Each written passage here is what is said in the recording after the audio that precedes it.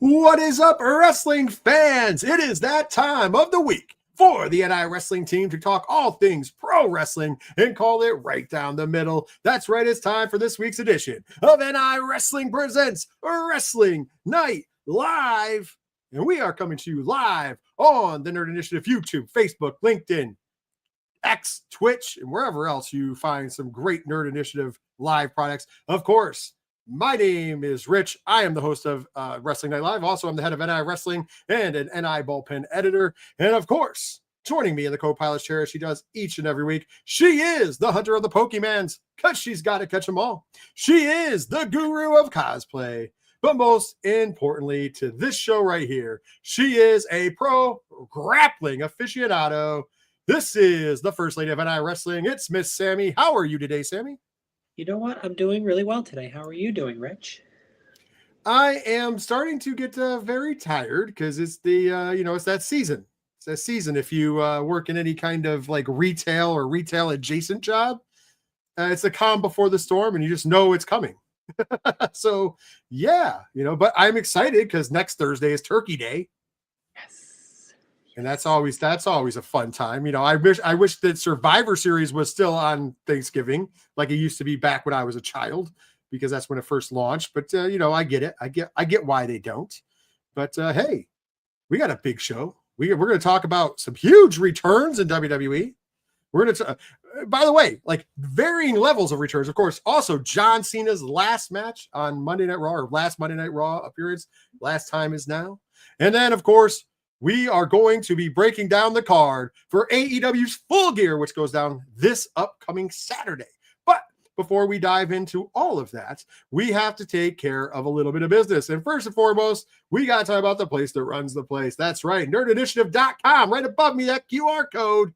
Click on it. Go over to nerdinitiative.com, the home of pop culture positivity. Check out everything to do with comics, TV, movies, and wrestling. And if you want to see something else on the website, go ahead and hit us up in those comment sections of websites. Also, while you're there, you can get all of those social media links. That saves me from talking about the social media links that I will in a second, because if you are watching us on any of those great social media links, thank you so much. Make sure you follow us out. However, if you are not on the YouTube channel, after the show gets over, head on over to the Nerd Initiative YouTube channel and make sure you smash that subscribe button.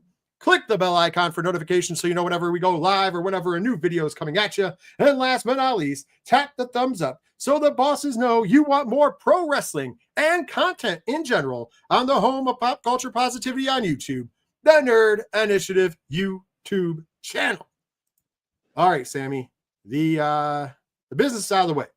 So once again, as always, we're going to do the invite chat, super chat. Make sure you jump in. We always want to hear your opinions throughout the show, especially later when we do the picks. We'll call arms later on, but let's start off in the world of World Wrestling Entertainment as, wow, they had some interesting things go down. So Friday night on SmackDown, we got the opponent of LA Knight revealed, making his return to World Wrestling Entertainment, Long Island Ice Z. That's right, Zack Ryder, not Matt Cardona, but Zack Ryder returns to World Wrestling Entertainment. Sammy, was that on your bingo card? And how do you feel about the return of Zack Ryder? So this is a bit of a weird situation because it was on our bingo cards, but it was Matt Cardona on our bingo cards, not Zack Ryder. Because both you and I chatted on the show and offline that we felt that at this point, certain people that have been away from WWE, and this conversation wasn't specific to Matt Cardona and Zack Ryder, but just in general, that some people had really established a certain name, brand, character, or whatever, and when they moved on to somewhere else, they kind of needed to carry that over, and that was really, a Matt Cardona thing. He has spent more time out in the Indies and in a more established character in himself, Matt Cardona, which is himself with that old Stone Cold adage of, you're just yourself with the volume turned up a little bit. So it was interesting to see him come back as Zack Ryder. Very fun match with LA Knight. Would be a very fun pairing to see these two work together going forward, either in a feud or even in some sort of a tag team, because they have very fun personalities together. Match was fun. It was fun seeing Zack Ryder back. The crowd enjoyed it. Question is this a one-off? We've heard things about merch being sold and everything. So, like, is this a thing or is it not a thing? I mean, that remains to be seen and adds a level of intrigue. I don't think this is a one-off, honestly. I think I don't think so I'm either. seeing Zack Ryder, or sorry, Matt Cardona, Zack Ryder, whatever you want to call him. I think from checking out his socials and everything, it appears that he's back. Not to mention, merch is being sold on WWEshop.com. And on top of that, brand new Zack Ryder music from Downstat. So the same people who do his Always Ready gimmick also do the Cody Rhodes theme song. They put together a song, a brand new version of Zack Ryder's intro. So you're not going to spend all that money and time for a one-off, in my opinion. You'd either use his old music for Zack Ryder, or you would use his new Always Ready with Matt Cardona. And I will say this: I think that he's done a great job of building the Matt Cardona name outside of the E, the machine, if you will. However, I think it was a smart move to bring him back as Zack Ryder, because as we've talked about many a times, there's so many people in the WWE universe bubble, and it really is a bubble, that do not watch the indies, that do not watch, hell, we've said it before, they don't even watch NXT because they think NXT is too not WWE universe for them. Yeah. So bringing him back as Zack Ryder is a known name for those fans. And I understand some people would argue, well, you're catering to certain fans. That's where the money is. Because at the end of the day, you and I and the rest of the fans who watch everything aren't the ones spending, a ridiculous amount of money on tickets and merch for WWE. As a matter of fact, that's one of the things that's putting us off. We've been one of the people, one of the groups championing and talking about watching all that other stuff because watching WWE, AEW has become too expensive. Right.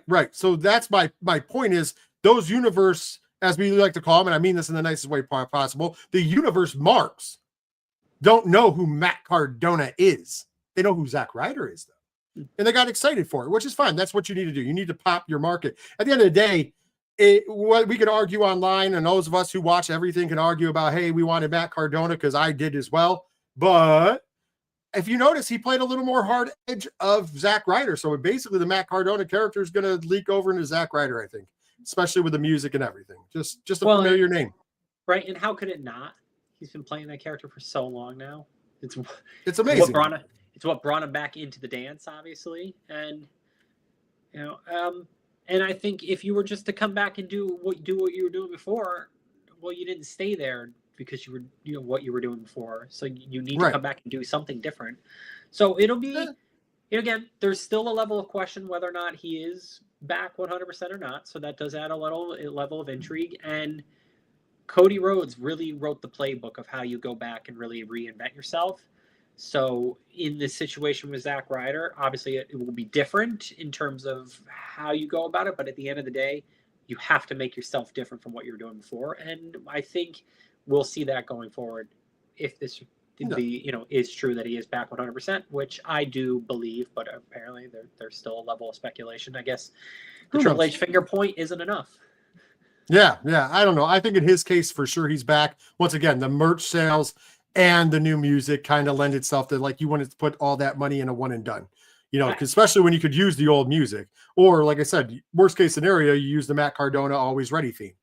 Either way, my question would be, and this is because I'm always interested in boring things, is, Matt Cardona has really established himself in other areas beyond wrestling, and how does that work with WWE? In terms of, some of the other extra things that Matt Cardona does. So it seems, I'm going to be honest, like it seems to be fine. Certainly made it work with Logan Paul and stuff like that. So like there is a roadmap to do it. But that to me, that's a very interesting topic to explore. And that's because I'm nerdy and boring. And I would love to hear more about that. Well, I'm sure that would be to come, but I think it's fine. We've seen them do more licensing deals lately for the big rubber guys and other brands, and I think that has directly to do with WWE and possibly they're going to come back because he's obviously been working with them. Because some of those people are under Legends agreements with WWE, so they have to give the okay for that to be made. So I feel like we've already kind of gotten the answer. Like if you look hard enough, you'll see the answer. You know what I mean? Because, they just did the Axe and Smash of Demolition Finger points, big rubber guys. They're pre-ordering. like I said, they're pre-ordering big rubber guys for Axe Smash and Demolition. As we know, Demolition has come to terms and is now under the WWE Legends banner after all those years of arguing and fighting because of, very rightful not being paid what was due to guys with injuries. So, we'll see. I'm assuming they'll also be going in the Hall of Fame this year. So there's that as well. That's just a side note for Axe and Smash of Demolition.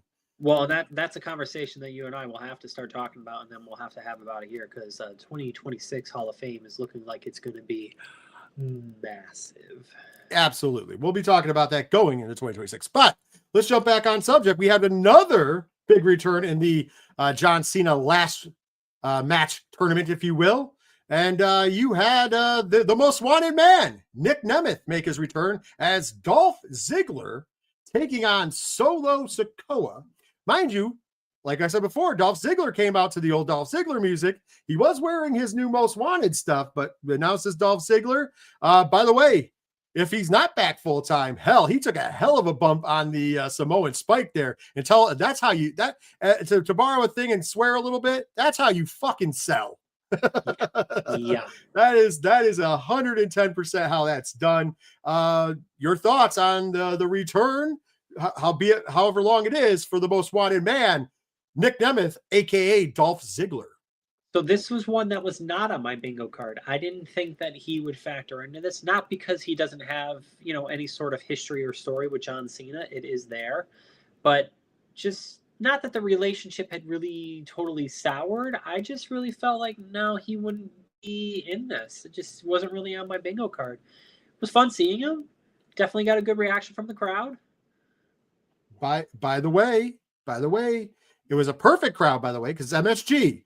Remember, it's the MSG crowd that after WrestleMania all those years ago that our friend, Ken M was a part of, that won a Slammy for the reaction to the cash-in for Dolph Ziggler. So it was actually a perfect place to do it, because the New York City MSG crowd loves them some Dolph Ziggler. So perfect time.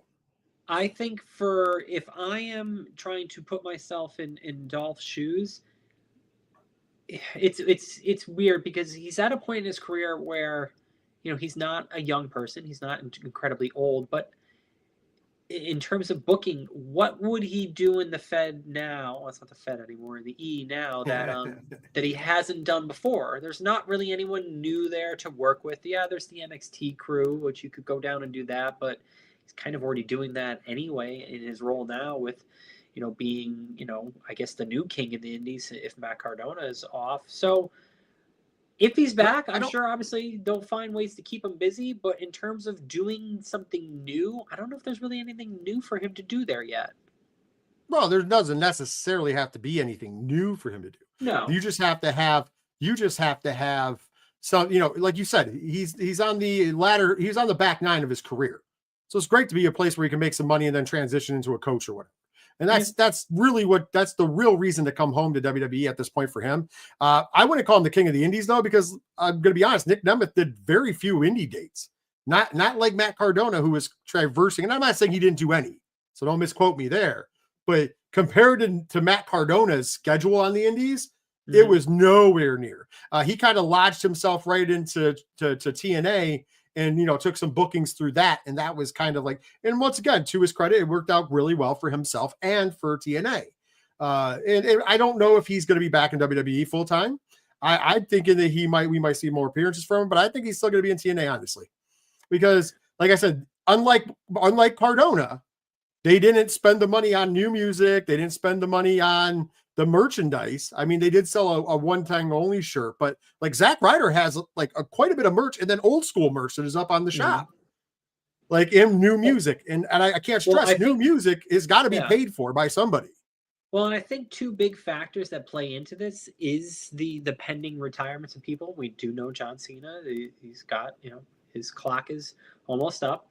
We know AJ Styles, his clock is almost up. There's a couple other people on that list. We've heard rumors about Shinsuke Nakamura and his time in WWE being up. We've heard, CM Punk and a couple other names here and there. So it's like, okay, well, need to start replenishing that crew. And as you and I have talked about, that crew isn't really being replenished from the NXT roster. So you got to do other things. Yeah, we'll find out. There's another, before we get to the gigantic returns, of course, talking about John Cena, we did have one more return, kind of. The return of Gunther's original theme music. That was not lost upon me, as he had a great match with Javon Evans, which was a great way to put that young man over. Yes, I understand he lost, but he looked good in there with the ring general. And Gunther brings back the music. Like, the crowd popped as soon as they realized what music it was. Gunther is back, and it really more like Walter is back. Really, that's kind of what it felt like. He felt like he did before he really kind of established himself on the main roster. He felt like he was the ring general. He felt like he was the guy who is better than everyone and is going to destroy you. It really, all it was just a music change, and he never got like the Def Rebel treatment. So like, his theme song that he was using before was fine, but like this, I remember during the Attitude Era days where, they would use different like tweaks on, different themes. They would get like a national touring band or whatever to do like, do like a cover of, Jim Johnston's theme song for Stone Cold or The Rock, whatever. And some of them were really good, but like, you just remember that original one. It's the same thing with Gunther. You just remember that original one. And when that hit, it was like, oh, it's go time. It just gave that feeling. Some people need that original one, you don't have to do the remix. All right, before we talk about the end of Raw and the two big returns that I guess we are, I would say massive returns, right? Let's talk about John Cena's last Monday Night Raw and also his last appearance in Madison Square Garden. Of course, he comes out to open the show in true John Cena portion. And I'm going to say this, and I'm a big fan of Dom Mysterio these days. I was so mad. And not like work mad. I was like a disrespected mad that he cut off John Cena. You could have cut him off after, but I wanted to hear John Cena get that last tip of the ball cap to the MSG crowd. This meant a lot to John Cena in his career. He kind of got to say a little bit of it, but they cut it off before he could go. And I think that was one thing that I would have, if I'm WWE, I would have taken the extra couple minutes and let him say a proper goodbye to Madison Square Garden, being that, he got to say the one part, if you make it here, that means you're over everywhere. And there's a lot of history with him in the Garden. You know what I mean? He had a huge match at WrestleMania 20, defeating the Big Show for the United States Championship, which would later lead on to him becoming world champion. There's a lot of big moments. He returned for the Royal Rumble, remember? Surprisingly, to a thunderous, eruption, one of the biggest pops of all time. And winning the Rumble when he returned from injury out of nowhere years ago. So like, there's all these things that like the Garden was a big deal for John Cena. And as a fan and as somebody who wants to take it in, you kind of cut off the speech. And I get it. You're trying to get Dom heat and it works. I get it. But I think myself and a lot of the people that maybe not in that building kind of went, you should have let the icon, if you will, the GOAT, the greatest of all time, say his final goodbyes to the New York crowd. I don't know. Am I wrong in thinking that? No, and we see this pretty often with CM Punk too, to the point now where it's like you're just kind of waiting for it. It's like, Seth Rollins is going to interrupt. Someone's going to interrupt him. It's like you have your best talker in this case, John Cena, the 1A to the 1, your best talker, and you're just kind of sitting there and you're listening and you're into it, and you're like, all right, who's going to be the one to interrupt this? Because they're shining a little too bright. They're going off just a little too well. They're saying all the things people want to hear. It's like, all right, who's going to be the one to interrupt it? And it's a weird, tricky dynamic in WWE because it's a trope that they go to a little too often, to the point where they are, the person that's being interrupted, a la CM Punk or John Cena, or just you can even see they're just waiting for it, like to a point where it's like, how long do I have to talk before you're going to interrupt me here? Like, and you're right. I agree. Madison Square Garden, it's synonymous with WWE. How many moments in WWE history are tied to the Garden? We've seen WWE's reaction to other wrestling companies when they've gone into the Garden. So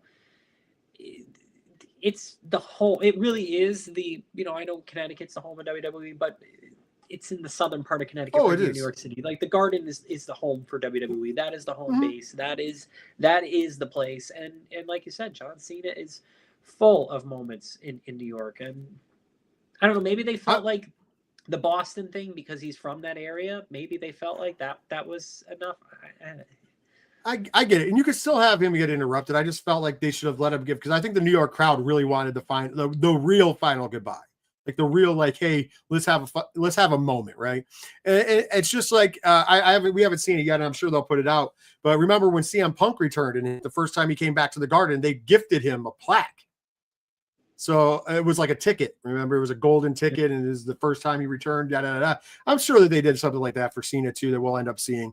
But, I would have liked to, like I said, that's just my personal thing. And I know a lot of other people I talk to are like, man, I really would have liked to hear what Kevin cut out after he says the goodbye.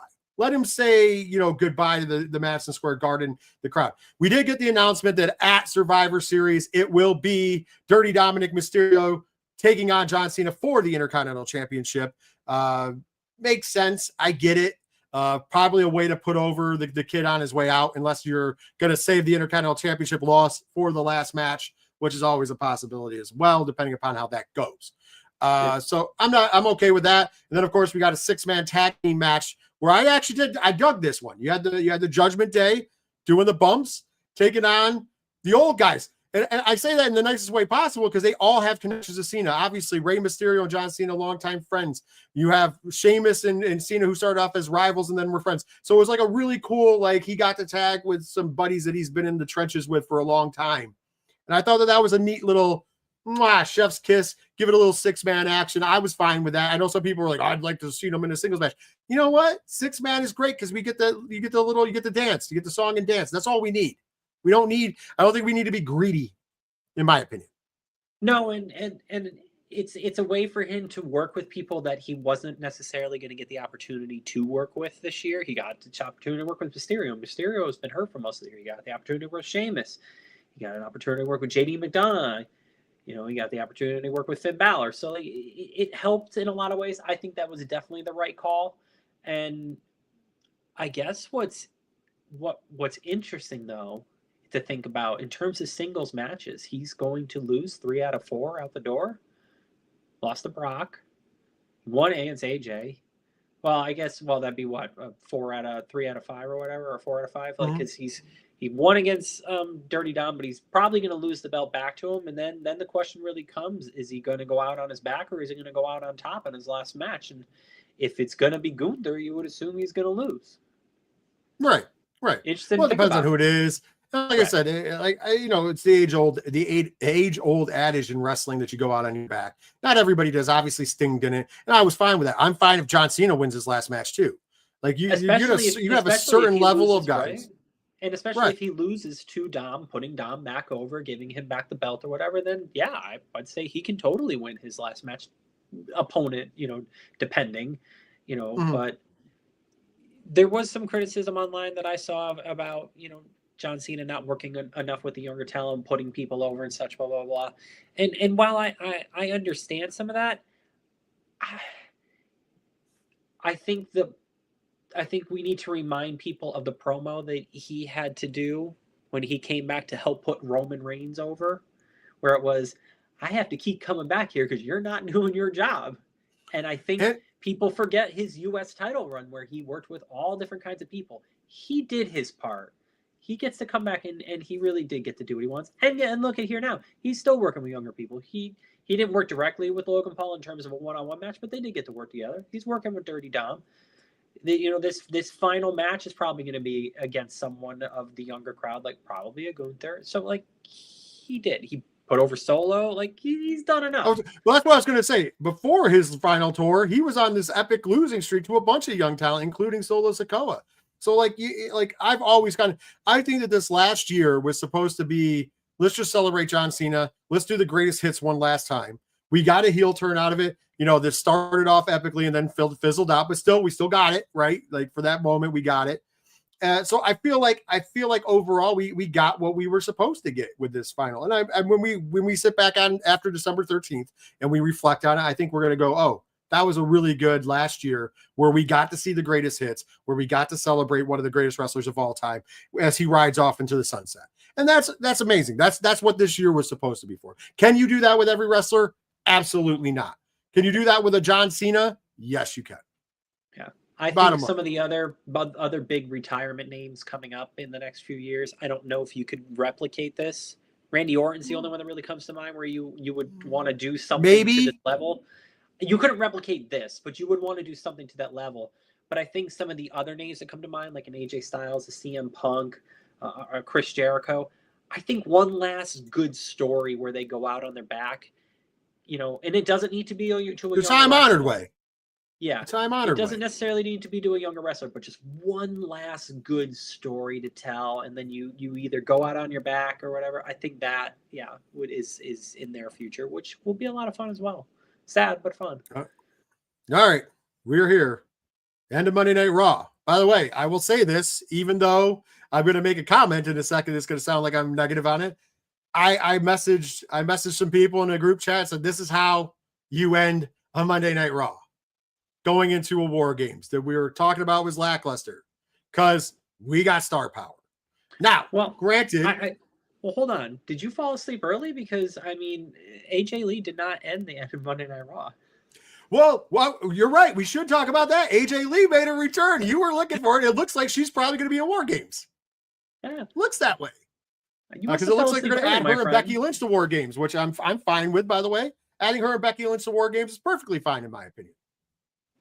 But yes. We should talk about that. Yeah, I think that's the goal. I think that's the move, and I think that's what's going to happen here. And by the way, your new women's Intercontinental Champion, Maxine Dupree. She's been busting her ass. I know she's not. Some people. I'll be the first to say she's not the best talent in the ring, but she works damn hard.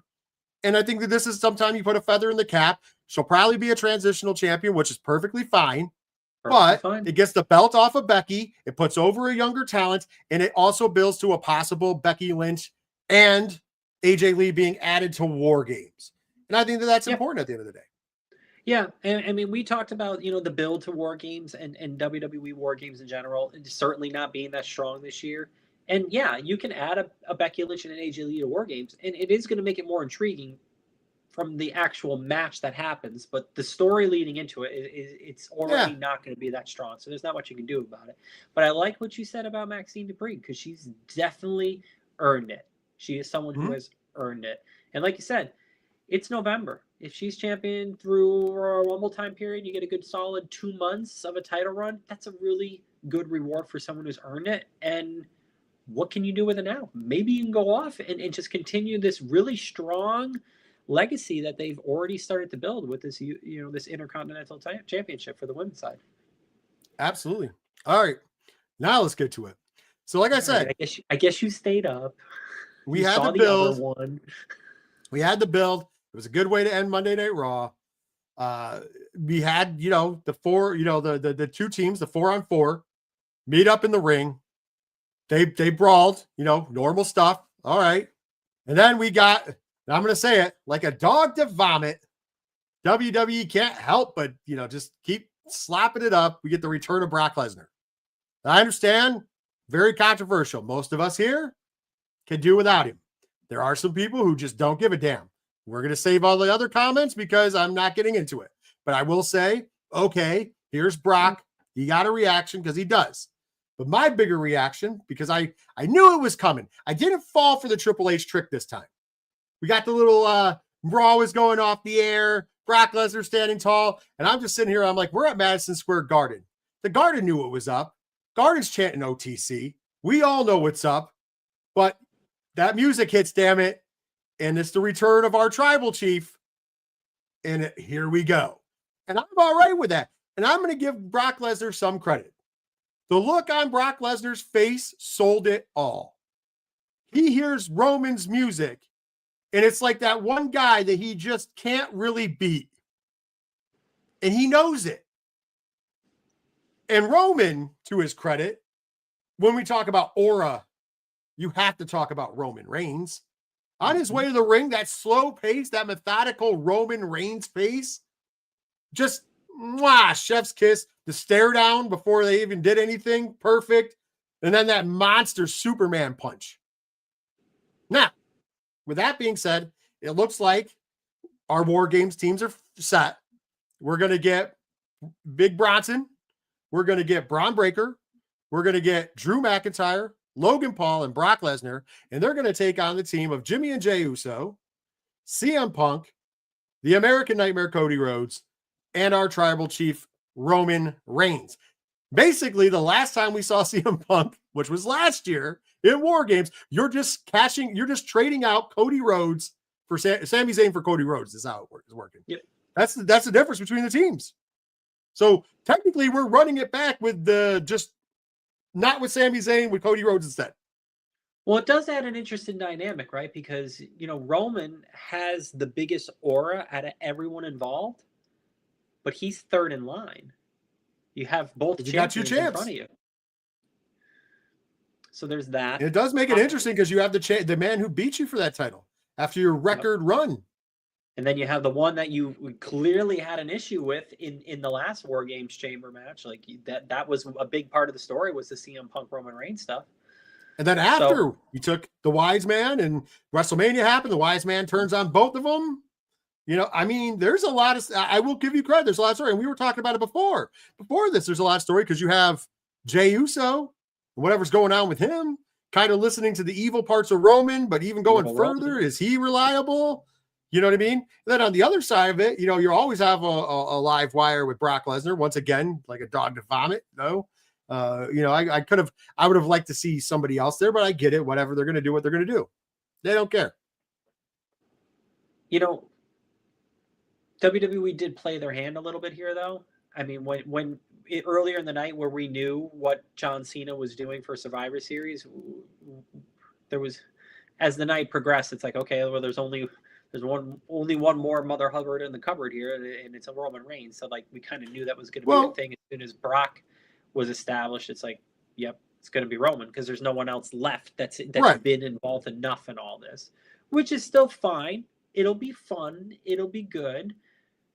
But again, there was another bone we had talked about. There was until it was Brock, there was a possibility that it could have been Chris Jericho.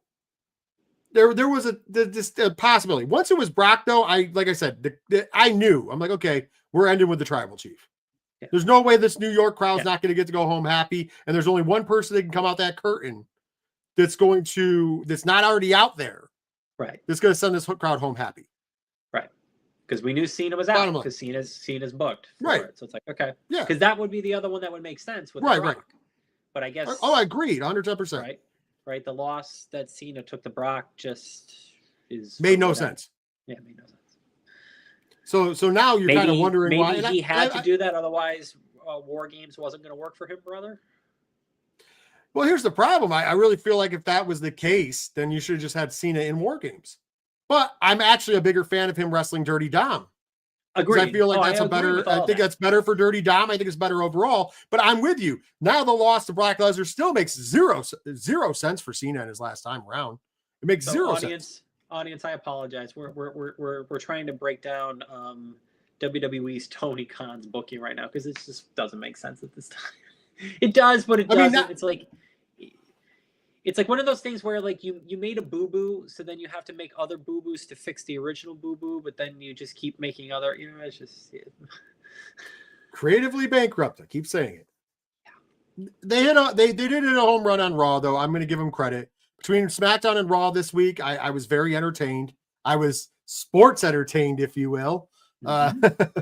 But yeah, I was very entertained between the returns and everything. And Raw and MSG felt like a big deal. They made it feel like a big deal. Now the question is, why can't they do it every week? It definitely feels like WWE creatively bankrupt. Yeah, it definitely feels like WWE is doing a lot of small things to really try and set up a stronger 2026. Moving some titles around and stuff and such because. Yeah, not a hard. We don't need a hard reset. We don't need a WCW reboot here or anything like that. But it's time to move some things in a different direction. It's time to move some people away from each other. It's time to do some different things. Speaking about a company that needs to have a strong 2026, that brings us to our next point. That's right. It is now time for the AEW Full Gear pre-show extravaganza. We are going to be breaking down the card of AEW's Full Gear, trying to make sense of certain things. Trust me. Well, also granted, I'm going to say this up front. I want to get a positive and a negative out the way because we're going to talk a lot about a lot of things, right? Positive, on paper, everything in ring looks like it should be very good. Like athletic competition wise, it should look really good. Creatively and storyline wise, oh boy, you're going to hear some of that. So let's kick it off. Of course, Full Gear is going Aren't you down. supposed to end with one more positive, though? Aren't you supposed to do positive, negative, positive? Oh, we're not doing the positive sandwich. We don't do that here. Well, we call it right down the middle. I have a positive. What's the positive? Go ahead. Well, it looks like Tony Khan and AEW have mended some fences with Ariel Helwani. Tony Khan participated on his show this week, and that was a terrible interview too. Huh? It was still a terrible interview, but continue. Yeah, it was a bit of a terrible interview.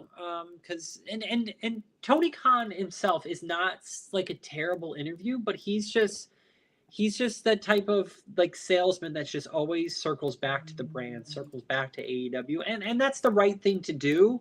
But in that arena, in that environment, that's where you talk more about things. You don't just always go back to that default, like, oh yeah, we're gonna have a really great show. We're really AEW is really strong doing this. Like, no, here's your platform to actually talk about other things, and he just doesn't do it. He just always stays in that lane, except online. But that's a different story. True. So AEW Full Gear goes down this Saturday from the Prudential Center in Newark, New Jersey. As you notice, I put Newark, New Jersey as our thumbnail. Interesting enough, I had to find the nicest picture of Newark, New Jersey I could find. And with all due respect to Newark, New Jersey, with all due respect to Newark, New Jersey, that was a tougher task than what most people would go through. Hi-oh. Anyways, let's after I get everybody in New Jersey pissed at me. Let's go ahead and the start time. The 0 hour starts at 6:30 p.m. Eastern Standard Time. Main card starts at 8 p.m. Eastern Standard Time. And oh boy, once again, we have a large card. So it's going to be a late one, but thankfully it's on a Saturday. I'm just going to go out there and say, thankfully it's on a Saturday. All right. We're going to kind of fly through the pre-show. By the way, super chat, you can throw your picks in here, but we are going to kind of fly through the pre-show because I don't really want to spend a ton of time on the four. There is 4 matches announced. We got Boom and Doom, which is Big Boom AJ and QT Marshall. Then we'll have Big Justice in their corner. They are going to be taking on RPG. That, of course, is the Roppongi Vice, Rocky Romero and Trent Beretta. Then in the next match, we will have a $200,000 4-way tag team match where the winning team was going to get $200,000. Well, trust me, we're going to talk more about this later. But we have the team of Max Caster and Anthony Bowens. Also the team of the Bang Bang Gang, Austin Gunn and Juice Robinson. Then Big Bill and Brian Keith. And then the Outrunners, Truth Magnum and Turbo Floyd. So basically, we have the Acclaimed back together again, although they're not booking them as the Acclaimed. Didn't know that. I didn't know the Guns still were in AEW. Well, the Guns are. It's Austin Gunn and Juice Robinson. I think the other guy, I think Colton Gunn is injured, if I'm not mistaken. And then Big Bill and Brian Keith, they're still together in the Outrunners. All right, next match. We have a trios match for the CMLL World Trios Championship. Your champions, El Sky Team, Mystico, Mascara Dorado, and Neon, taking on the Don Callis family, Kazuchika Okada, Takeshita, and Hachiro. Interesting team to be on a pre-show, especially on the Don Callis side of things, but here we are. Here we are. And then last but not least, we have a tag team match where the workhorsemen, Anthony Henry and JD Drake, will take on the team of Hook and Eddie Kingston. So that's your pre-show. Okay. Good matches, by the way. But interesting that they're on the pre-show. Yeah. Yeah. All right. Let's dive in the main show where we're going to start giving out our picks. All right. So we're going to start with, in a no-holds-barred match, we have Jon Moxley taking on Kyle O'Reilly. Of course, Kyle O'Reilly made Jon Moxley surrender during Blood and Guts. So now we have this match, no holds barred. How many minutes until Moxley bleeds? And who is going to be the winner, Sammy? Is that the drinking game of the night? Yeah, I mean, it could be. Yeah, we'll see what happens. I think Jon Moxley is going to start rebuilding his character here a little bit in terms of getting a win back, but I don't think it's the end of this character overall. I think he's still going to continue to have speed bumps along the road because it's at least making his character a little more interesting than it's been in a while. Gotcha. I am going to say Jon Moxley as well, because I just don't see him losing to Kyle O'Reilly. Like, I don't know where you go if Kyle O'Reilly wins, so you might as well have Jon Moxley win. Yep, that's fine. Okay, basic. All right, next up is a 4-way tag team match. And the winning team will choose the stipulation for their semifinal match in the inaugural AEW Women's World Tag Team Championship Tournament. Before I announce this, think about what I just said. This is not a 4-way tag match to deter, to move on. Why isn't this the 4-way tag match for the championships? Why don't you just put the titles on the line here in the 4-way match? Instead, nope, the winning team gets to pick a stipulation for their match in the semifinals. What in the hell booking is this? This is terrible. It's terrible, but I think I see a Tony Khan logic to it, is that the crowning title match, when that happens, it's going to be something big over the top, possibly a ladder match. That's kind of what I'm thinking. Tag teams and ladders kind of are synonymous together. And the thought is that that's what's really going to establish these belts and really make them a thing. One big match instead of having, really good wrestling overall for weeks and months and years and really strong storytelling with teams or whatever. No, we had one big match, and that's what establishes them. I think you're giving too much credit. I think the thought is how can we stretch this out to World's End? That's it. Because the finals are going to be at World's End probably. That's what I'm assuming. Now that I've said that, they're going to do it at a throwaway episode of Dynamite. Yeah, probably. Oh, no, it'll be on Collision. But do you think when the AEW team led by Tony Khan is putting these pay-per-views together, they go, all right, we really need to find a way to get 18 matches on here. So let's just start booking this. Let's just figure it out. I don't think they think about 18 matches. I think they think about how can we get as much talent as we can on the card. It's because think about it. They do a lot of multi-team, a lot of multi-man and women matches. 1 month only. Everyone is not allowed to hang out in catering. You have to be out in the ring. Yeah, I'm just saying it's an interesting take. I know it sounds negative, but it's just an interesting take, and I just think it's just something to stretch it out. But anyways, the teams involved, we got the Babes of Wrath, Willow Nightingale and Harley Cameron, the Sisters of Sin, Julia Hart and Sky Blue, Timeless Love Bombs, Timeless Tony Storm and Mina Shirakawa. And then, of course, the only team that doesn't have a cutesy name, Megan Bain and Marina Shafir. You mean a ChatGPT name? Everybody else has these weird names. I'm going to give the match win to the Sisters of Sin just because I like Julia Hart and Sky Blue. Your pick, Sammy. I'm going with that because I don't even want to take the time to think about the other ones you listed off. There you go. Next up, in a singles match, we got Darby Allin against Pac. By the way, another one of those matches that I think is going to be fine in the ring, but another one of those matches where I go, why? Why? Darby Allin coming off of ending his feud with Moxley, right? And he's continuing should be pushed to the world title. Right. That, I mean, after you beat the head of the snake, right? Why are you going to go to the ass end of the snake after you beat the head of the snake? That makes no sense. And then you should be pushing him towards a world title appearance. But instead, he's going to be in there with Pac. Now, granted, like I said, it's going to be fine in the ring. Pac's a fine wrestler. Darby Allin is Darby Allin. I'm assuming this match will be a barn burner, if you will. But I just once again, like I said, the trend's going to be why. But Sammy, you can say why if you would like, but if not, you got Darby Allin and Pac. Who's going over? This is one of those matches where, again, it doesn't make any sense because it's going to be roughly 50-50 booking, which doesn't make sense. Darby Allin, with where he's at this point in his AEW run, he should just wipe the floor of Pac. And I know that doesn't really make sense when you look at the two as they match up, because Pac is a phenomenal wrestler and such, but he just beat Moxley, so he should destroy Pac. So with that being said, Pac's going to win just because reasons. I'm still going with Darby Allin. Darby Allin's going over. Then we're going to sit back and go, so why didn't he get a title shot again? Why is he still feuding with the Death Riders? He defeated the Death Riders. Yeah. Why? All right, next match. And if you were thinking before, you're not going to be thinking here.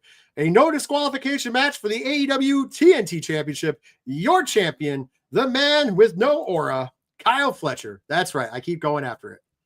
And of course, he's taking on Mark Briscoe. By the way, there's a stipulation. You're catching on to something. Not DQ is not just the only stipulation. If Mark Briscoe loses, he will be forced to join the Don Callis family. Oh boy. Going to the well again. Now, I can only hope that when Mark Briscoe loses this match to the auraless Kyle Fletcher, that he will be made like in the past when Nikolai Volkov was forced to join Money Incorporated. They will make him wear a tuxedo t-shirt with the cent sign on it. Well, that's a good because, hey, if you're going to do something like this, you might as well go all in, if you will, right? Tale as old as time. I smell this coming a mile away. They're so over on Kyle Fletcher for some reason. You know he ain't losing. And the stipulation is there to try to make something interesting. But let me clue you in. If you lose, you must join X, Y, or Z has not been a successful anything in wrestling. Think about it. Never has. Doesn't really work out so hot. Nobody really gives a damn.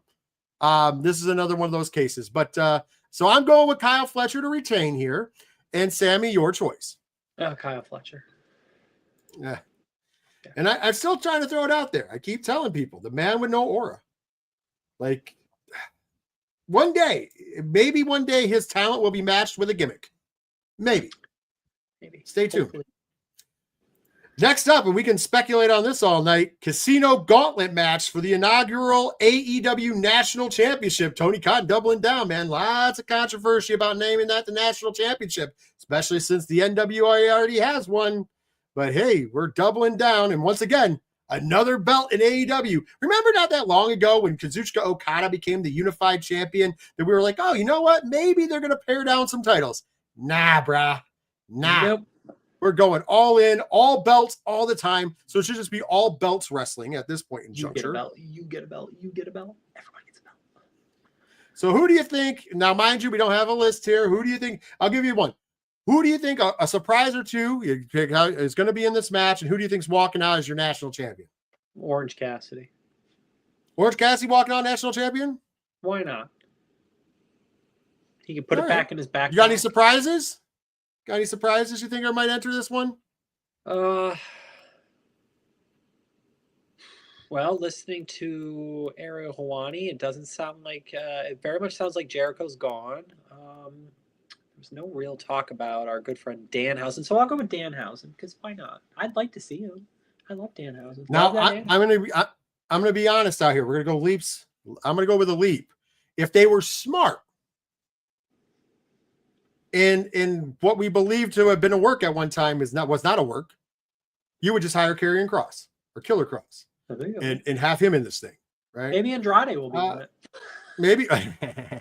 Well, then that's giving away the Edge is somehow going to be in this final match with John Cena. Okay, just throwing that out there. Maybe. Which is a thing, possibly, right? Cashes in, and fake Money in the Bank. Anyways, I'm going to go with my winner.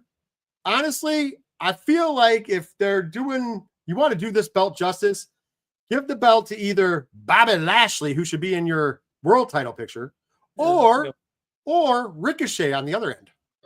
Oh, that could work. I think that those are the two guys that I'm really kind of keeping my eye on in this one.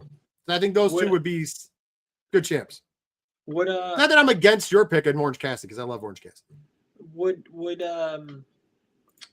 Would Edge's briefcase just have like a picture of John Cena in it with like that? Never mind. Listen, we're going too deep there. All right, next up, and this is what I saved it for. Next up is a $1 million trios match. So the winner will receive $1 million. On one end, you have Kenny Omega and the Jurassic Express, Jungle Boy Jack Perry, and Luchasaurus. And they'll be taking on the Young Bucks, Matt and Nick Jackson, and in the Walking Weapon, Josh Alexander. Wow. So 2 matches on this card have money involved. And then we had that money match on the last pay-per-view. What is with AEW going back to the old school days where people, where kayfabe was still alive, people thought it was real, and they had money on the line. Like, once again, I really feel like it's like WWE. You know, this is just one of those creative bankruptcy moments. Just throw it on the line. Well, if you think about it though, they're leaning into a trope that WWE strayed away from a little bit, just because like you had Vince McMahon playing cheesy green gimmick matches. Well, think about it though. Vince McMahon was the big shot, big time rich billionaire, but they didn't really lean into that in the more recent history in terms of these money type matches. Whereas Tony Khan has got even more money than Vince McMahon, and he's leaning into it. So maybe he's the big scary big bad billionaire. I don't know. This just feels to me like this is AEW's version of the insert name here on a pole match from WCW and Vince Russo. So it makes me think Vince Russo's booking the territory. Brother. Well, what if though this is real and this is how one of these teams, this is how they're getting a large portion of their paycheck for the year. Like, oh, we're giving you a lot. We're giving you a balloon payment now, and then for the rest of the year, we're just not going to cut you a check until the balloon payment has deflated. I don't think so. I'm going to go on a limb though and say the Young Bucks team is going to win because we need the Young Bucks to get money back so they can get their entrances and stuff back. Well, I've been hearing rumors that the Elite might reform. So would that play? Do you feel that would play into that story of the Elite reforming?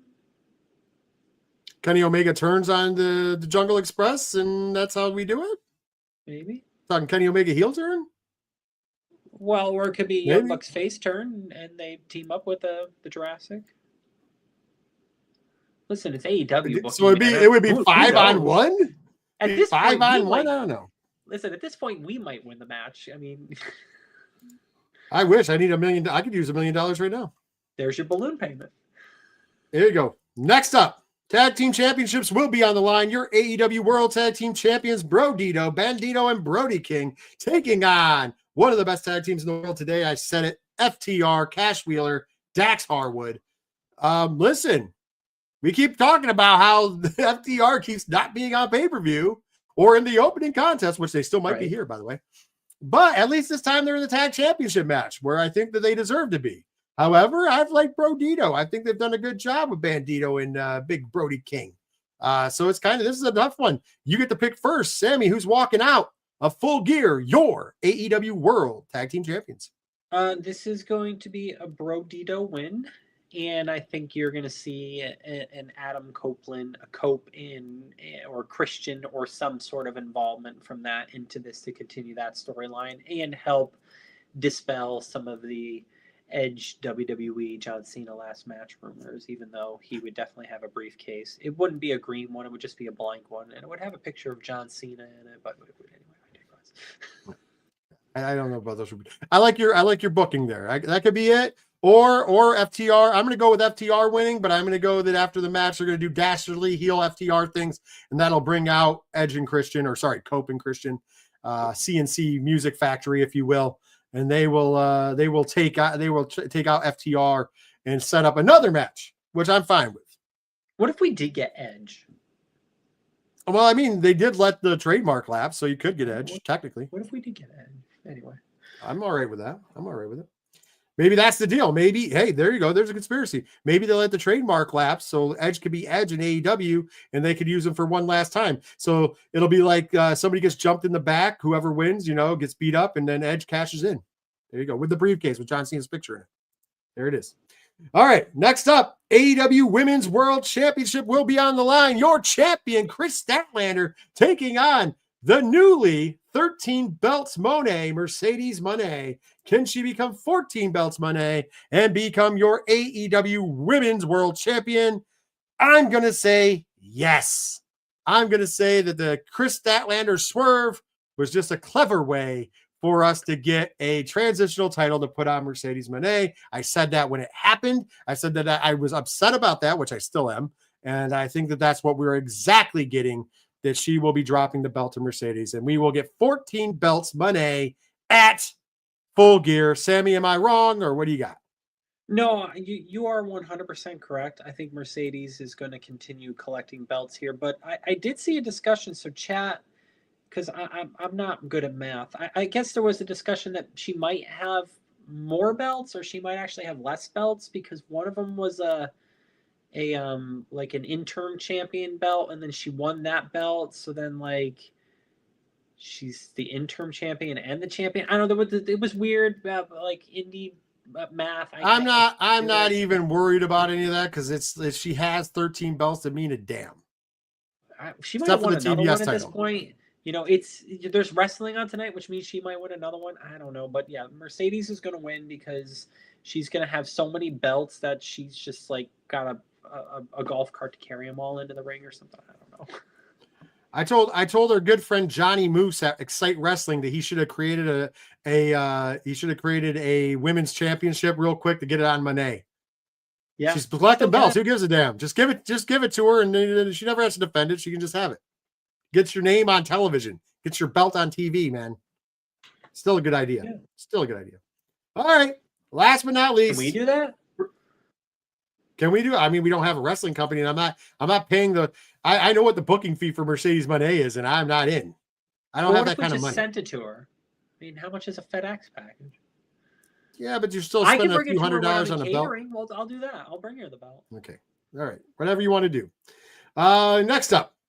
Lastly, the main event of the evening in a steel cage for the AEW World Championship. Your champion, the Hangman, Adam Page, taking on Samoa Joe. Second month in a row. We're doing it in blow-off faction inside a solid steel cage to make fun of that one.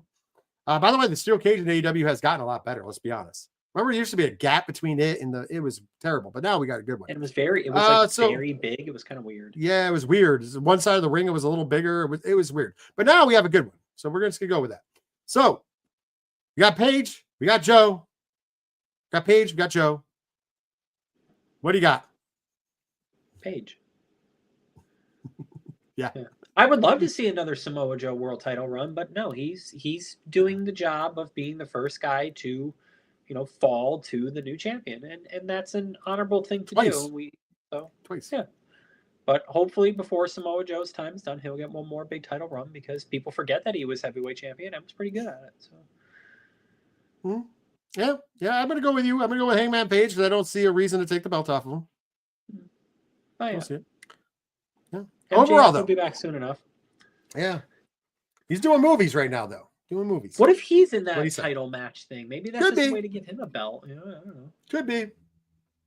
But he's also off doing movies, so who knows? All right, we're here. We're here now. We're at the end, as we say every time. Going to give you thumbs up, thumbs in the middle, thumbs down. What's your feeling on spending the $45 now, right? Or no, 40. It's 40 now. $40 for AEW Full Gear this Saturday. I mean, I already know I'm watching it, but if you put yourself in the shoes of a wrestling fan who has limited funds, is this a card that you would say was worth $40?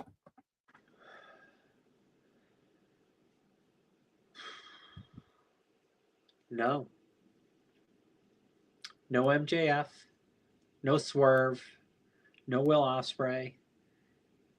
Kenny Omega not in a headlining style match. And I understand Kenny's very much limited by his current situation and his injuries. And it's unfortunate because it's not like, hey, Kenny, just go take 6 months off and just go get yourself right. Like that's just not a thing anymore. Like he is where he is now. But no, and it's close. You're kind of at like this. You're not like in a full blown this, but it's just kind of no. Like just no. It's really not.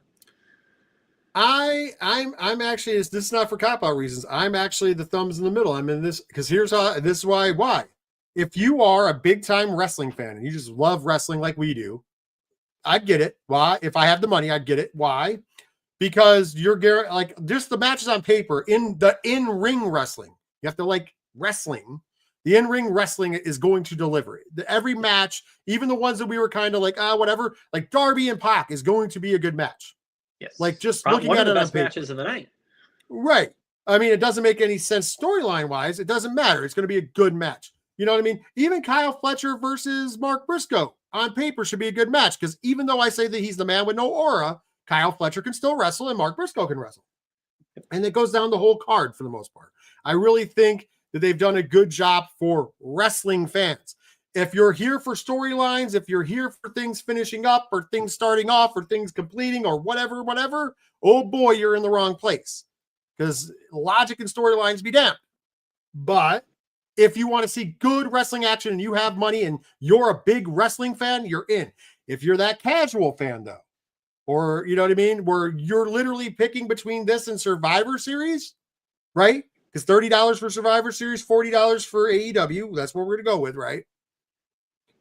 I would just say you might as well save out for Survivor Series, because at least you get to see John Cena's last pay-per-view match. Yeah. And that's my only selling point for Survivor Series, by the way. Not just War Games is fine. War Games, you got two matches. The names on the card are a little stronger for War Games, but the story of each War Games match, we've talked about it in length, is not very strong, but you know, yeah, not with you. And that's Survivor the only reason, though. Yeah. Yeah. As a wrestling fan, I'm more excited for the in-ring, as the wrestling portion of it. I'm more excited to watch the in-ring performances for, personally, me, for Full Gear. I think you're going to have a better night watching wrestling there. But once again, better night means like, but I also like indie wrestling where there's not always a story. You know what I mean? So like, it's a rough go. Because if you're story-based, you're definitely, well, right now, both companies, as we've said, are creatively bankrupt. But at least one is half-ass trying. And the other one's saying, stories be damned. If you don't like wrestling, then you're not going to like us. Which I guess is fine. It's a gimmick, right? No gimmicks needed. It's like Chris Candido. Rest in peace. God rest his soul. Whoever you believe in. Krishna. Buddha. I don't know. The higher power. I'm not talking about. I'm talking about. By the way, I'm talking about the original higher power, which was supposed to be Christopher Daniels. Christopher Daniels. Ooh, fun fact. Christopher Daniels was supposed to be the original higher power, and then story has it that Vince saw how big he was and was like, "He's not big enough, goddammit." Which, I mean, stature-wise, you're right, but I love me some Chris Daniels. Same. So missed opportunities. We'll talk about those at a later date and time. We got a lot of missed opportunities. We could fill shows up with missed opportunities, right? Oh yeah. Opportunity of the week segment. Oh man, that would take up the whole hour plus. Just one. Would go even one. We would be in TK overtime like you would not believe without talking about a single damn thing. Because recently there's a lot of like what the moments in wrestling, and not good ones. Like why? Why is this the decision? Why? Like I said, one channel's like a dog to vomit. And the other channel is just, we're just gonna give you good wrestling. We don't even give a shit anymore. Well, the dog like vomit did the dog food story, so that was fun. They also did. Never mind. I was gonna say they also did a Trish Stratus bark like a dog story, but that's. They also did the kennel match, so like they've had a kennel match from hell, yeah, where the dogs were too busy humping each other than actually being vicious. One of the greatest things ever, shitting everywhere, and some real doggy style. One of those that's a perfect example of like, this is a great idea, and then you get into it, it's like, this is not a good idea. What about the Punjabi prison match?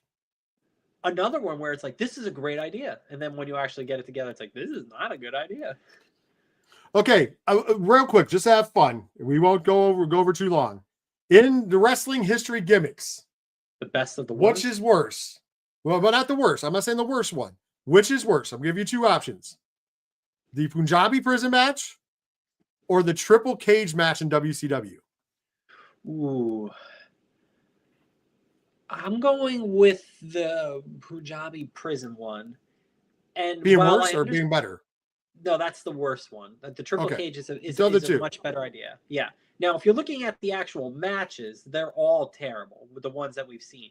But the concept of the triple cage could work really well, especially in today's modern wrestling of how the in-ring style is. Whereas with the Punjabi prison one, we just know it doesn't work because it's very limited on the camera. You just don't. It doesn't show well. You can't see it. And technically, it's a lot like the Buried Alive matches. It's kind of limited to certain characters, so that doesn't really help either. Whereas the three cages, you could have a lot of fun with that now. That could be a lot of fun. I'm going to go with it. I'm going to go with you. I think, for much the same reason, but I'm going to put it this way. Both variations of how they did the three cages in WCW, it makes for good stories. So most people, we all remember the Ready to Rumble style, where it's basically a ladder match where you climb up to the last cage and it's a ladder match, right? That was kind of cool. That's what I'm saying. With the right participants in this day and age, with the right booking, that could be a good match, because you could do a 6-on-6 even. First to the top wins the championship. It'd be kind of a neat little concept if done right. But then this is by far the original version of the triple cage match was Hogan and Savage trying to get through the Dungeon of Doom. Remember, they started at the top cage and they had to get through that to the middle cage to the bottom cage. Mind you, very cheesy. And it did also feature one of the biggest faux pas in a wrestling name of all time that I'm not going to say on here, in the final cage. Yeah. Look it up if you don't know. Yeah. But if done right, could you imagine a situation where let's just use modern. Let's use and we'll do it in both companies. I'll give you a real good one in both companies. In WWE, you could take the Vision, add a couple people. So like 6, 2 in each cage, or however many in each cage, right? And they're taking on the team of CM Punk and Roman Reigns. And they have to get to the bottom. If they do, they get something, like they get their hands on Paul Heyman or something. Make stakes, right? Yeah. And then in AEW, you could take the Death Riders and then pick 2 guys. Darby Allin, because it's going to be fantastic. He's going to do something crazy. And then pick a partner for him. Hangman Page, Will Ospreay, whoever. Swerve Strickland. You could have anybody, Darby Allin, whoever, against the Death Riders, and it would be a kind of cool. If it was booked right, it would be cool.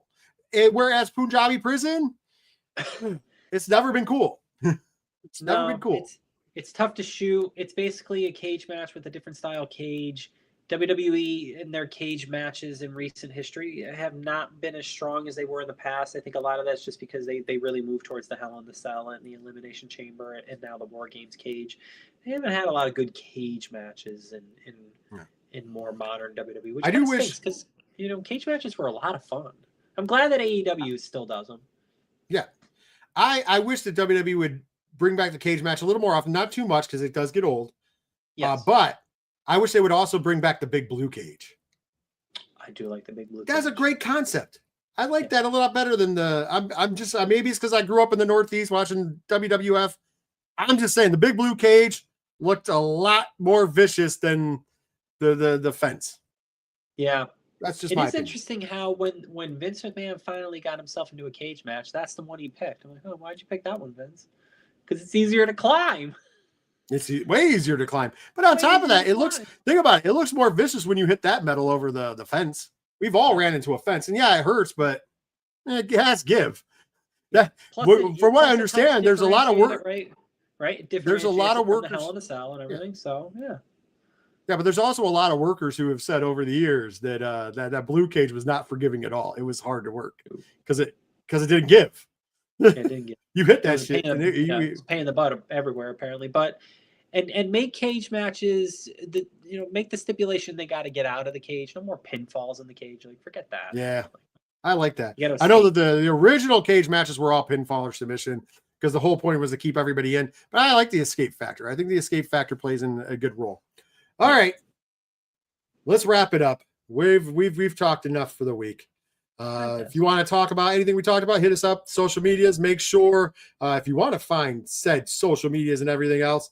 Right above my head right there is a QR code. That'll take you over to nerdinitiative.com, the home of pop culture positivity. Go over there. Check out wrestling, TVs, movies, comics, and more. And, of course, all the social media links are right up there on that QR code, nerdinitiative.com.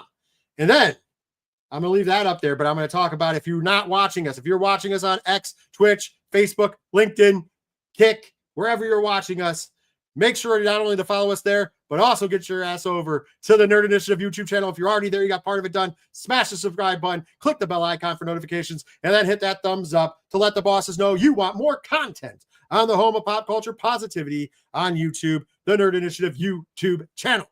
All right, Sammy, it's time for us to say goodbye to all our company.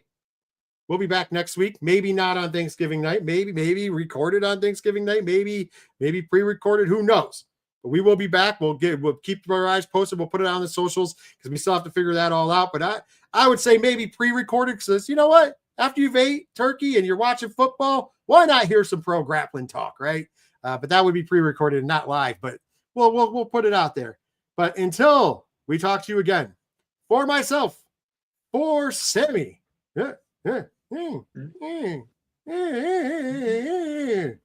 that's right.